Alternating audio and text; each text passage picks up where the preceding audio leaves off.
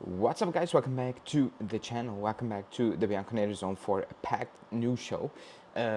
We have 75 million euros in the balance, and it could get deposit on Juve's account, I would say, very, very soon because things are moving. However, they may be moving in a direction the club is not really satisfied when it comes to receiving the money for this season. Basically, there's an update on Nico Gonzalez. There's an update on Douglas Luiz, Vlahovic, actually a big one on Vlahovic, Miretti, massive one on Miretti, and maybe a worrying one on Kolo Muani as well. Before we get into it, hit the like button, subscribe to the channel as always, and let's get into it. Keep in mind, I've recorded it just before I left Italy. You know, I'm on my way. I'm traveling back home. So if the news changed, I cannot really do anything about it at this moment in time. So keep that in mind. However, let's start off with Vlahovic because Alfredo Pedula said talks with Milan are happening. He basically said that. Let me bring it up really quickly. He said that Milan and Juve were in talks today, so yesterday, because it was late this morning. He said it for Vlahovic, and Dusan told Milan, Juve, that's kind of my priority. I want to join Milan, and a deal could be done for potentially 15 million euros. Now, that's not a lot of money. That's a massive fail after we paid 70 plus million for him. I thought we should be getting more for Vlahovic. I think the club is looking to get more for Vlahovic rather than 50 million. I think they're looking to get 20, 25 million euros. 50 million plus bonuses. I mean, I don't know, depending on what the bonuses will be. The club is looking just to kind of break even on the books at this moment in time for Vlahovic. Komoli was very clear when it comes to Vlahovic. I think definitely to a Real situation is more about, breaking even. However, talks are happening with Milan, and that's kind of important. Next one, Douglas Luiz from Nicosia. He agreed terms with Nottingham Forest, and talks are in progress with a loan with an option to buy, which could become an obligation if we reach certain conditions. And the price is around 45 million euros. The price is okay. The deal is not okay. We cannot have a player like Douglas Luiz, who has massive value still, I don't know, get injured and return next season. We cannot let that happen. If the condition is Nottingham Forest need to get 1 point, I'm all for it. Remember when we got Locatelli and we had a loan with an option that could become an obligation, and the obligation was if we got a first point in 2023, I think it was, in January 15, we got our first point, and well, obligation, we need to buy Locatelli. If that's the obligation for Nottingham Forest, fine. It cannot be games played, minutes played. It cannot be any of those. Douglas Luiz, if you move him on, he cannot return to the club. He cannot, because of the value, because of the contract, all those things. It needs to be a permanent sale.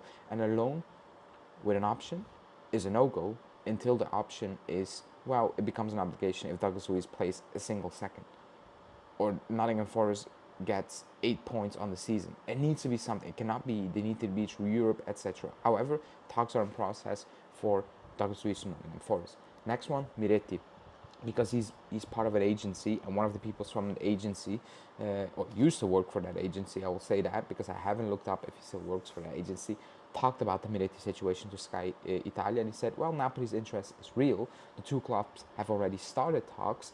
The player is waiting for a decision to be made. This one is interesting because McKennie is running out of contract. The contract situation has stalled. There's a fly in here. And if you sell McKennie, you need to keep Miretti for sure. I want to keep Miretti, period. I don't want to move him on. Napoli are offering 9 million euros. The club wants something close to 20 million euros. So the difference is massive, in my opinion, unless Komoli lied to us and he's now going to undersell Miretti. Then we have a massive problem, obviously, because we stink at selling talented players.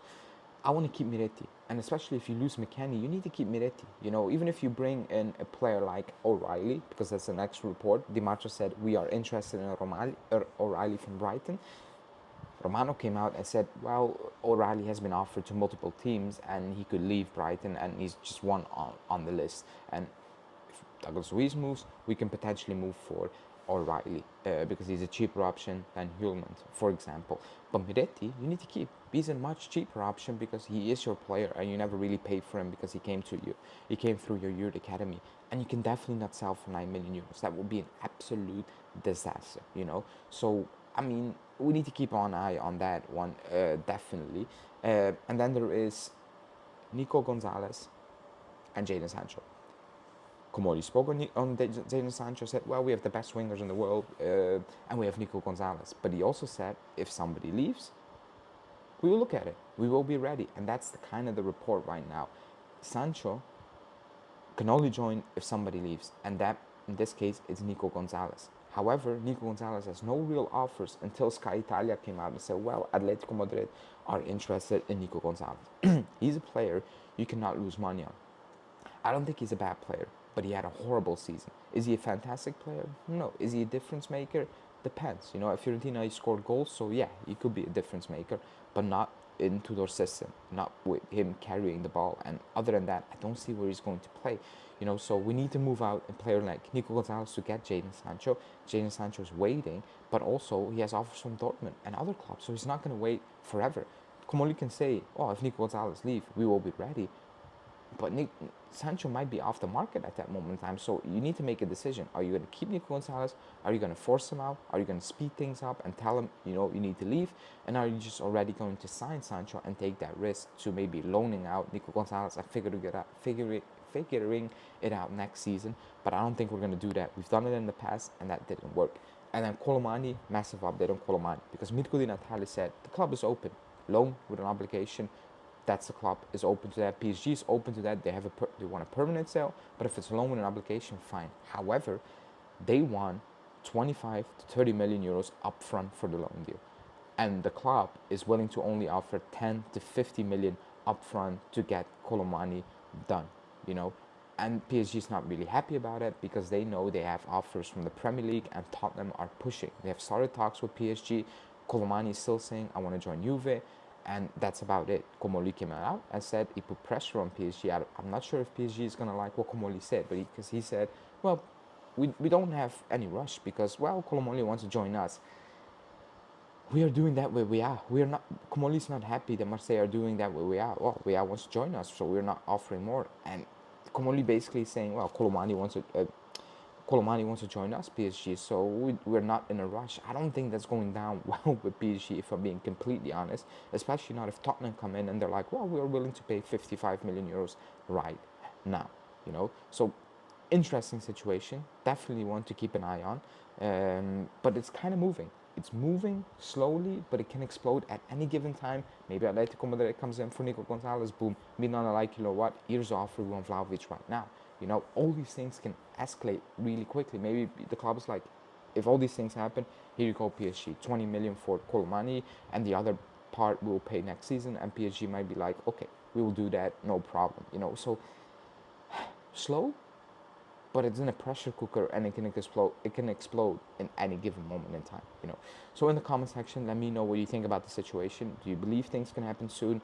And if so, when? Because it's August. It's literally August today. So yeah, hit the like button, subscribe to the channel, and I will speak to you guys tomorrow. And Sunday I will be back for a first live show in about 2 weeks and a half.